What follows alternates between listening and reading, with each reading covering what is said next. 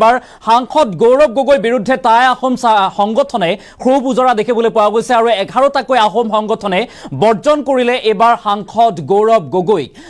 গগৈ বিৰুদ্ধে বিভিন্ন অভিযোগ উত্থাপন কৰিছে অৰ্থাৎ নিমন্ত্ৰণ সন্মানেৰে আহোম সংগঠনক নিমন্ত্ৰণ নকৰাৰ অভিযোগ উত্থাপন কৰি এবাৰ বৰ্জন কৰিছে সাংসদ গৌৰৱ গগৈ 11টাকৈ টাই আহোম সংগঠনে আমি সবিস্তাৰে খবৰটো লৈ অহাৰ চেষ্টা কৰিম জনাইছো এটা ডাঙৰ খবৰ গৌৰৱ গগৈৰ প্ৰতি খুব এতিয়া 11টাকৈ টাই আহোম সংগঠনৰ 11টাকৈ আহোম সংগঠনে খুব উজৰা দেখিবলৈ পোৱা গৈছে গৌৰৱ গগৈৰ বিৰুদ্ধে আৰু গৌৰৱ গগৈ সভা বৰ্জনৰ ঘোষণা টাই আহোম সংগঠনৰ লোকসভা নিৰ্বাচনৰ পাক্ষণত পুনৰবাৰ হলঠেকত বা বিপদত গৌৰৱ গগৈ কংগ্ৰেছৰ কোনো ধৰণৰ সভাতেই অংশগ্ৰহণ নকৰে এতিয়া সংগঠনে আহোম সংগঠনে আৰু গৌৰৱ গগৈ আহোম সংগঠনক অপমান কৰাৰ গুৰুতৰ অভিযোগ উত্থাপন হৈছে আহোম সংগঠনক অপমান কৰিছে সন্মান সহকাৰে আহোম সংগঠনক বৈঠকলৈ আমন্ত্ৰণ নকৰাৰ অভিযোগ আৰু অসমৰ জনজাতিকৰণৰ সন্দৰ্ভত 24 ঘণ্টাৰ ভিতৰত স্থিতি স্পষ্ট কৰাৰ দাবী উত্থাপন কৰিছে এতিয়া সংগঠনে এটা ডাঙৰ খবৰ গৌৰৱ গগৈ সংগঠনটো সভালৈ নিমন্ত্ৰণ নকৰাক লৈ এতিয়া ক্ষোভ উজাৰিছে 11টাকৈ টাই আহোম সংগঠনে আৰু তাৰ পিছতে সিদ্ধান্ত গ্ৰহণ কৰিছে যে গৌৰৱ গগৈক বৰ্জন কৰা হৈছে কেৱল এজন বিষয়ববীয়াৰ দ্বাৰাই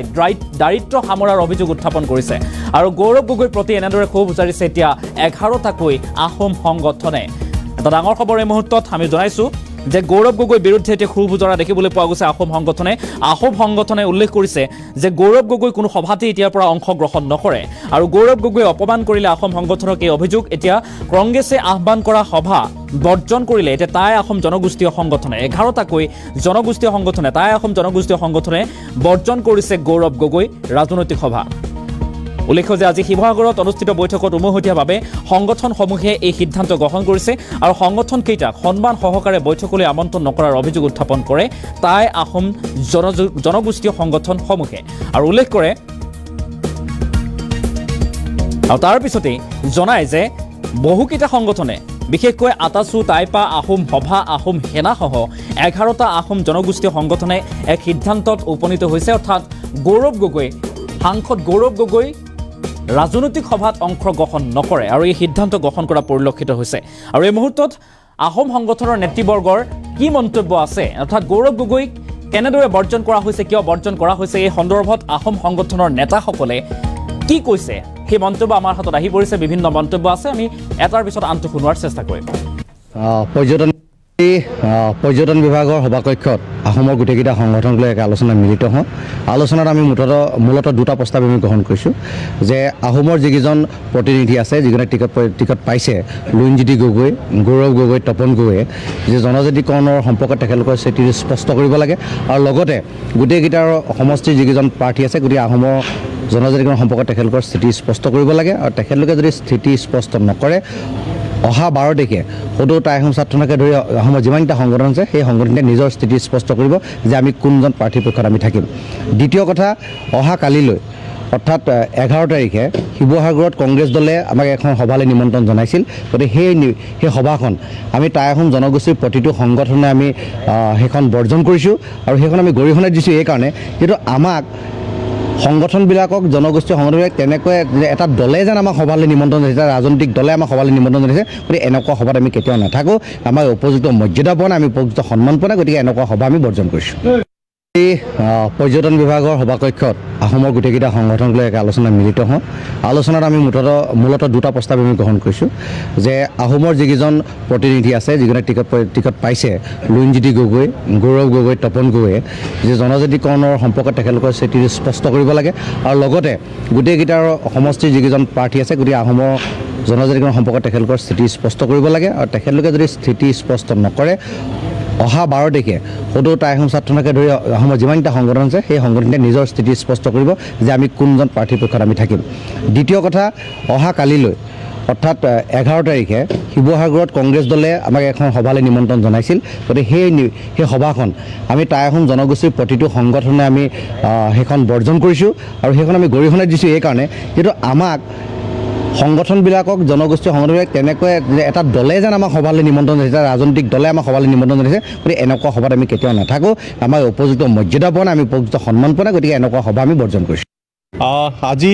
অসম পৰ্যটন নিগমৰ এই সভাকক্ষত টাই আহোম সংগঠনসমূহৰ এখন উমৈহতীয়া সভা অনুষ্ঠিত হৈ যায় এই সভাতে আচলতে টাই আহোমসকলৰ যি দীৰ্ঘদিনীয়া দাবী জনজাতিকৰণৰ দাবীটোৰ বিষয় সন্দৰ্ভত বিশদভাৱে আলোচনা কৰা হয় আৰু সভাৰ প্ৰত্যেকজন সদস্য আমাৰ প্ৰতিনিধিয়ে খুব প্ৰকাশ কৰে যে আজি দীৰ্ঘদিনীয়া আমাৰ যি জনজাতিকৰণৰ দাবী আছিলে এই দাবীটোৰ ক্ষেত্ৰত কোনো এখন চৰকাৰে আচলতে এক সঠিক সিদ্ধান্ত বা এক সঠিক পদক্ষেপ গ্ৰহণ নকৰিলে বিগত সময়ত কংগ্ৰেছৰ চৰকাৰ থাকোঁতে আমি দেখিবলৈ পালোঁ যে আমি বিভিন্ন সময়ত সেই সময়ৰ প্ৰয়াত মুখ্যমন্ত্ৰী তৰুণ গগৈৰ ওচৰলৈ আমি গৈছিলোঁ যে আমাক জনজাতিকৰণ দিব লাগে টাই আহোমে জনজাতিকৰণ পায় এই ক্ষেত্ৰত আমি যি আমাৰ ন্যায্য প্ৰাপ্য দাবী আছিলে তেনে ক্ষেত্ৰত কংগ্ৰেছে একো নকৰিলে আৰু আজিৰ তাৰিখত আমি দেখিব পাইছোঁ বিজেপি চৰকাৰখনেও ৰাজ্যসভাত যদিও বিধেয়কখন উত্থাপন কৰিলে তাৰ পিছতো কিন্তু আজি কোপতি জনজাতিকৰণৰ বিষয়টো একো সিদ্ধান্ত গ্ৰহণ হোৱা নাই আৰু এতিয়া আপোনালোকে নিশ্চয় দেখিছে আগন্তুক নিৰ্বাচন আছে সেই নিৰ্বাচনৰ যিসকল প্ৰাৰ্থী আছে বিশেষকৈ আমাৰ টাই আহোমৰ যি জনগোষ্ঠীৰ যিসকল প্ৰাৰ্থী আছে এই প্ৰাৰ্থীসকল একেবাৰে নিমাত বিধানসভাটো নিমাত আৰু লোকসভাটো নিমাত গতিকে আজি আমাৰ সভাখনে এই প্ৰাৰ্থীসকলক আমি গৰিহণা দিছোঁ ধিক্কাৰ জনাইছোঁ তেওঁলোকে আহোমৰ নাম লৈ জনজাতিকৰণ জনগোষ্ঠীটোৰ নাম লৈ তেওঁলোকে আজি মন্ত্ৰী বিধায়ক MLA সাংসদ হৈ আছে কিন্তু জনগোষ্ঠীটোৰ কাৰণে তেওঁলোকে কোনো ধৰণৰ চিন্তা কৰা নাই গতিকে আজি সভাই আমি সমূহিকভাৱে তেওঁলোকক আজি গৰিহণা দিছোঁ আৰু আজিৰ সভাই এটা সিদ্ধান্ত গ্ৰহণ কৰিছোঁ প্ৰথম কথা হ'ল তেওঁলোকে অহা দুদিনৰ ভিতৰত 48 ঘণ্টাৰ ভিতৰত তেওঁলোকৰ স্থিতি স্পষ্ট কৰিব লাগিব তেওঁলোকে আহোম জনগোষ্ঠীটোৰ কাৰণে কাম কৰিব নে নকৰে এই কথাটো স্থিতি স্পষ্ট কৰিব লাগিব আৰু 2 নম্বৰ কথা হ'ল অহা কাইলৈ শিৱসাগৰ কংগ্ৰেছৰ এখন পেডত এখন চিঠি দল সংগঠনলৈ প্ৰেৰণ কৰিছে যে তেওঁলোকে আমাক গৌৰৱ গগৈৰ লগত আলোচনা বিলোচনা কৰিবলৈ নিমন্ত্ৰণ জনাইছে কিন্তু কথা হ'ল কি আজিৰ তাৰিখত গৌৰৱ গগৈ এজন আহোম জনগোষ্ঠীৰ মানুহ তেখেতে তেনেকুৱা এখন সাধাৰণ চিঠি দল সংগঠনলৈ দি পেলাই তেওঁলোকে কি বুজাব বিচাৰিছে কংগ্ৰেছ দলটো আছেনে নাই কংগ্ৰেছ দলটোৱে কি জনাব বিচাৰিছে বুজাব বিচাৰিছে দল সংগঠনবিলাকক লৈ যদি তেওঁলোকৰ সঁচা চেণ্টিমেণ্ট আছে তেওঁলোকে গৌৰৱ গগৈ নিজে এখন চিঠি দিব পাৰিলেহেঁতেন বা